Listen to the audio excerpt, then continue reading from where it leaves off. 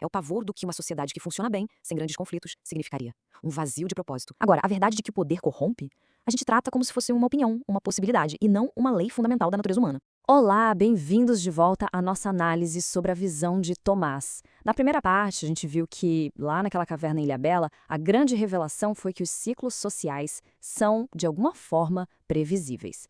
A pergunta que ficou no ar foi, mas por quê?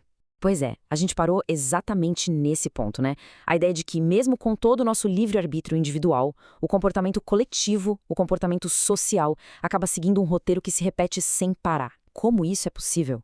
Bom, segundo a visão, a resposta está bem na nossa frente, em algo que todo mundo sabe, mas que por algum motivo a gente escolhe ignorar. Para a gente entender essa lógica, nosso roteiro vai ser o seguinte.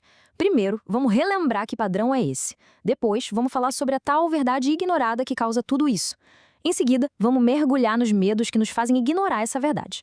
A gente vai explorar o medo do vazio e, por fim, vamos amarrar tudo isso para entender o ciclo e o futuro. Beleza, então vamos direto ao ponto.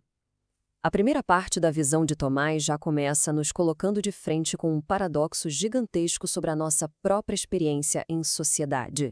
E aqui está o grande mistério, sabe? Como é que a soma de bilhões de decisões individuais, que são imprevisíveis, pode resultar num padrão coletivo mas tão previsível ao longo da história? A visão de Tomás diz que a resposta não está em alguma teoria super complexa, mas sim numa simplicidade que, por algum motivo, a gente se recusa a aceitar. E é exatamente essa simplicidade que leva a gente para o coração da explicação. Existe uma verdade, quase como uma lei da natureza humana, que é a chave para entender toda essa previsibilidade social. É isso, simples assim. Uma frase que soa até batida, um clichê, né? Todo mundo, no fundo, sabe disso. Mas, de acordo com a visão, existe um abismo gigantesco entre saber disso da boca para fora e realmente integrar essa verdade nos fundamentos da sociedade. E essa analogia aqui é perfeita para entender o ponto. Pensa na lei da gravidade. Ninguém em sua consciência constrói um prédio fingindo que ela não existe, certo? A gravidade é um fato, um axioma que está em cada cálculo. Agora, a verdade de que o poder corrompe, a gente trata como se fosse uma opinião, uma possibilidade, e não uma lei fundamental da natureza humana.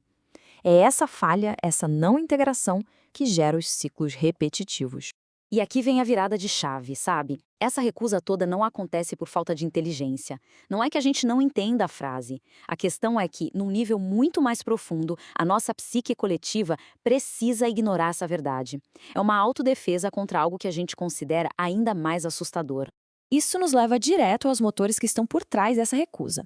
A visão de Tomás aponta para dois medos centrais, quase nucleares, que funcionam como o grande fio condutor do comportamento social e moral da humanidade. E os pilares são esses dois aqui: o medo do difícil e o medo do tédio. O primeiro nos faz querer terceirizar a responsabilidade, e o segundo, que é ainda mais profundo, nos faz desejar o drama, mesmo que esse drama seja totalmente destrutivo. Vamos olhar cada um deles com calma. Bom, o medo do difícil é até bem fácil de entender, né? Manter uma sociedade boa, justa, funcional, exige um esforço consciente e constante de todo mundo. É difícil. É muito mais fácil, muito mais cômodo passar essa responsabilidade para um líder, para um sistema e ficar só esperando que eles resolvam tudo. É a gente fugindo da nossa própria responsabilidade, só que em escala coletiva. Agora, o medo do tédio, esse é bem mais sutil. E não é o tédio de um domingo à tarde sem nada para fazer. É um medo metafísico. É o pavor do que uma sociedade que funciona bem, sem grandes conflitos, significaria. Um vazio de propósito. A falta daquele drama que, para muita gente, é o que dá sentido para a vida. Vamos mergulhar um pouco mais fundo nessa ideia, porque ela é a chave para entender por que os ciclos de poder e corrupção se repetem. É a nossa necessidade, quase um vício, por tensão e conflito. E o interessante é que essa visão do Tomás não surge do nada. Ela ecoa ao que vários gigantes do pensamento já tinham sacado. O filósofo Kierkegaard dizia que o tédio era a raiz de todo o mal. Nietzsche tinha horror a qualquer coisa estável ou previsível demais. E o psicólogo Jung mostrou como a nossa psique precisa da tensão entre opostos para funcionar. Ou seja, ignorar a verdade sobre o poder não é um erro, é uma estratégia para manter o drama vivo. Traduzindo de forma bem crua, a coletividade, no fundo, prefere o caos divertido dos conflitos políticos do que a paz de uma sociedade funcional. O drama de ver líderes subindo e caindo, a briga de ideologias, tudo isso serve para preencher um vazio, o medo profundo de uma vida sem um grande vilão para lutar contra, ou um grande salvador para esperar. Certo, então a gente tem esses medos profundos. Mas como é que eles se transformam, na prática, naqueles ciclos históricos previsíveis que o Tomás viu na visão dele? E é aqui que a coisa fica desconfortável. Porque se a gente aceita como um fato que o poder político sempre vai corromper, então a culpa não pode ser só dos políticos, certo? A responsabilidade volta para a coletividade que, movida por esses medos, continua alimentando sempre o mesmo ciclo, mas esperando ingenuamente um resultado diferente. E essa, no final das contas, é a grande sacada da visão. O medo do difícil e o medo do tédio garantem que a humanidade vai repetir os mesmos erros essenciais. A roupa muda, a tecnologia muda, as ideologias mudam de nome, mas a estrutura do ciclo, a esperança num poder central, a corrupção inevitável e a decepção que vem depois, essa estrutura continua igual. É por isso que o futuro social se torna, em sua essência, previsível.